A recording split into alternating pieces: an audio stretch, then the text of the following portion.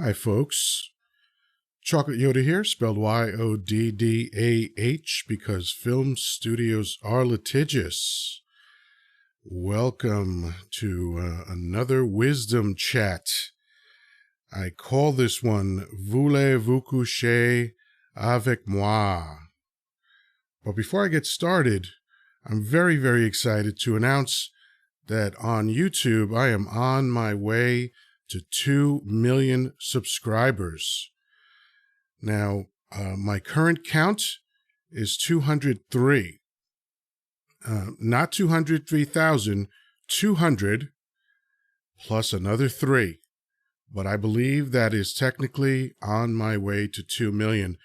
So gotcha. Anyway, I'm getting ready to go to work, but I just figured, you know what? I had a quick thought, and let's see if it's coherent or not. Of course, you'll recognize the title from a very popular song. 48 years ago, on September 13th, 1974, the band LaBelle released the album Nightbirds. And I'm reading this because I knew I wasn't going to remember all of it. But as a side note, in 2012, the album was ranked number 274 on Rolling Stone's magazine's list of the 500 greatest albums of all time. That's pretty cool. But going back to the original release, on November 5th, just shortly after the album was released, 1974, one of the most iconic singles in American music history was released. The title is Lady Marmalade. It brought us an age-old question, and did so in French. Voulez-vous coucher avec moi ce soir? I looked it up to make sure I got it right, because I don't speak French, unless you count the word champagne. Voulez-vous, will you, coucher, lay down, avec moi, with me, ce soir, tonight?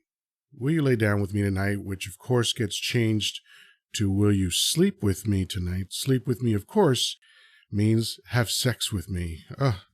So much work just to try to get sex. But, that's what we do with language, right? Instead of just saying what we mean, we suggest what we mean in other ways. And we do that lots of ways. George Carlin actually spoke about this. He talks about how language can obscure the truth. And very often the more complicated you make something, the further away it is from the truth. Farther would be distance. That's not what I'm talking about now. So it's further away from the truth. So let's take a few words and let me know if you're offended by any of these words. And of course, anyone on Wisdom, feel free to jump on whenever you like. Let's see. Crazy, idiotic, dumb, stupid, witless. Do you find any of those words offensive? I wonder why, because if you don't, that's kind of interesting, because they are all synonyms for the word retarded. And, on YouTube, apparently you can't use that word because we can't speak as adults on YouTube, but,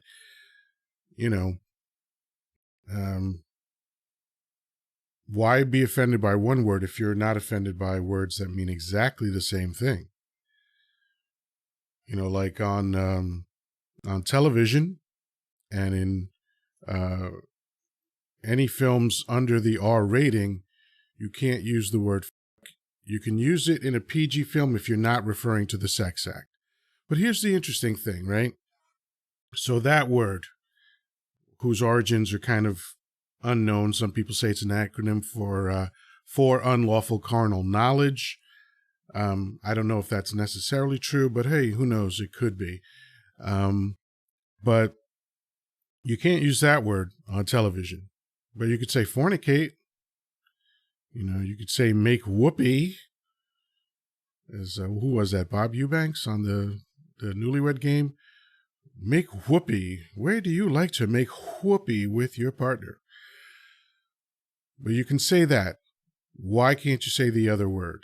Why is one word considered bad and the other word's considered okay if they are literally describing the same thing?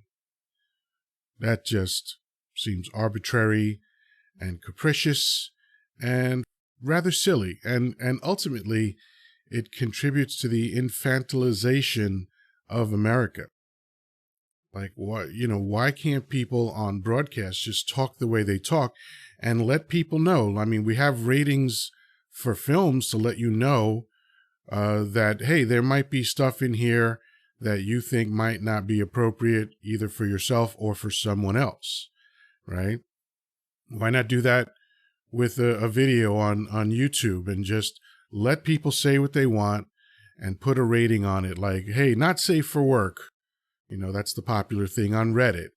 If you want to let people know that they're going to hear or see adult content, and whatever adult means to you, just saying shit could mean adult content to some people. But, why not just let that be? Let the market decide what's consumable and what's not. You don't like a shock jock because they say offensive things. What's wonderful about the radio dial is that it's not stuck in one spot. You can listen to anything you want, and you can choose to avoid listening to anything you want to avoid listening to. So, I mean, it's just all silly to me. The obscuring of the truth of something by either promoting or vilifying certain words. One of the things that George Carlin talked about, who, by the way, is my hero, he said, he talked about in World War I, when a soldier was traumatized by the experience of being in combat, in war, they called it shell shock. 2 words, 2 syllables, perfectly clear what that means. Shell shock. And it has that staccato kind of vibe to it that I like. And then it became battle fatigue. Well, that doesn't sound nearly like the same thing, does it? It almost just sounds like you're tired. I'm fatigued, right? And now it's post-traumatic stress disorder.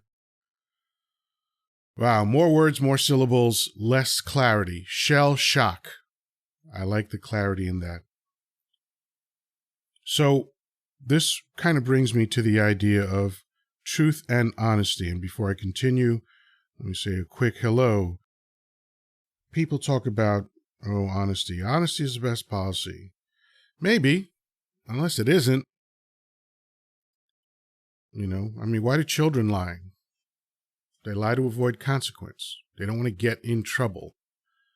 Adults do the same thing because, as I've stated before, and I believe to my core, most adults are nothing more than giant toddlers.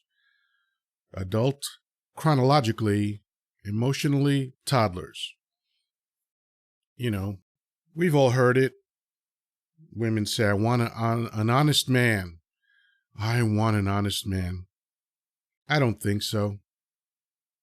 I'll give you a couple of examples of what an honest man might look like in real life. When you say, do I look fat in this? If he was honest, he would say, no, you look fat in everything because you're fat. Or he might volunteer without prompting from you whatsoever, I think your sister is hotter than you. Or I'd really love to bang your friend. Because he's thinking those things, but he won't say them because he knows you don't really want honesty. He knows what you probably mean by that. And ladies, I'm just speculating. I do not assume to be able to get into the mind of a woman, but he knows that you probably, don't really want to hear the truth of that kind of thing. And, one of the biggest things that men will lie to women about is a woman's ability sexually. According to the women I've met, they are all the best at sex. Why? Because no man has ever told them the truth. Because for most men, sex is a scarcity. Sex is rare. I'm very fortunate that that's not the case for me, but I certainly understand it. When I was younger, I went through that period, and it's rather difficult. It's rather challenging to, when you finally get sex, the last thing you want to do is jeopardize your access to sex. So if a woman is performing badly, chances are she's never going to hear about that, which will give her the impression that she's amazing at sex. From my experience, most of you are not. But hey, that's just my subjective opinion on that subject. But anyway, what do you think about the truth, about obscuring the truth by changing the language of something? Or sometimes it's just about directing your mind, right? Like, I will not go to an anti-war rally. I will go to a pro-peace rally because, I don't want to organize my thoughts and emotions around being anti-something. Anti-hate. No, I'm pro-love. Anti-discrimination. No, I'm pro-inclusion. That to me, is just, again, a use of language in a positive way to attempt to focus my mind on positive things. But anyway, voulez-vous coucher avec moi ce soir? Yeah, why do people say sleep with when they mean I slept with her? I have not slept with most women, but I've had sex with a lot of women, because those are two different things in my mind. Sleeping with and having sex with are not the same things, to my way of thinking anyway. So I don't use this obscuring language to try to communicate. I don't think it's useful. That's the main thing. I don't really think it's useful. But these are just the meandering thoughts of a talking monkey. I might not know anything. But those were my thoughts before I dashed off to work.